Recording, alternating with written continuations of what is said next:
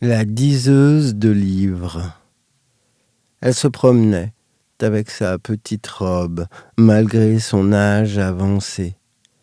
C'était la plus grande petite fille qu'on connaissait aux alentours. On dit qu'elle parlait aux fourmis. Pour sûr, elle bavardait avec les corbeaux qu'elle tentait de séduire.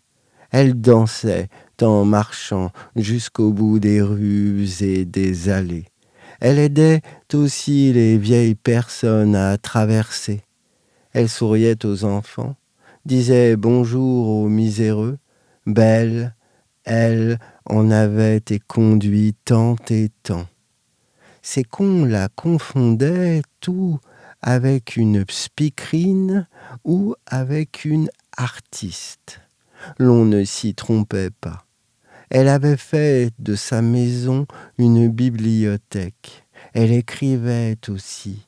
Et le soir s'endormait en rêvant qu'un philosophe charmant lui ferait un baiser, qui la rendrait heureuse à tout jamais. Mais cette vieille écolière, aux cheveux bouclés et à la peau éternellement douce, avait une marotte.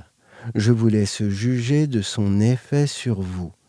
Dès qu'elle rencontrait des gens, à peine se mettait-il à penser tout haut, elle s'en allait leur dire d'où leurs pensées venaient. Elle pouvait vous poursuivre de références pour faire entrer vos intuitions dans une illustre boîte. Chaque mot, chaque idée avait son dictionnaire, son livre et son maître à penser. Tous vos concepts avaient déjà une source. Elle ne dormirait pas sans vous l'avoir cité. À côté de chaque être, elle adossait un livre, et dès qu'il ouvrait la bouche, elle l'y enfermait. Il n'y a guère que les oiseaux, les chats, les chiens, le soleil, le vent, l'eau, qui pouvaient émettre des sons qu'elle laissait s'envoler sans venir y coller des « ce que tu dis ressemble à… c'est tout à fait ce que dit, c'est ce qu'explique !» C'est pourquoi un jour, elle décida de s'en aller vivre dans une forêt. Sa voix se confondit avec celle des oiseaux.